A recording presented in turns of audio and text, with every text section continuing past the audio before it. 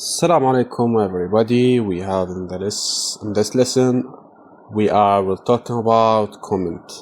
So we have three way to write comment. The first way is to write hash and comment, blah blah blah. So this is comment. When you run this code, don't show this comment in the terminal. So this is first way to write comment. The second way, write three double quotation and 3 double quotation, 6 double quotation, and this is long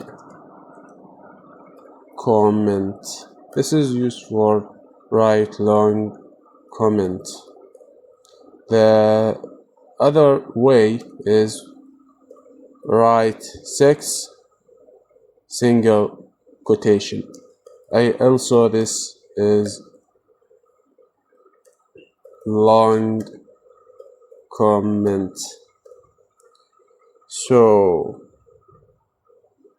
you can also use 6 double quotation or 6 single quotation for string. So text equal double quotation 6 double quotation hello.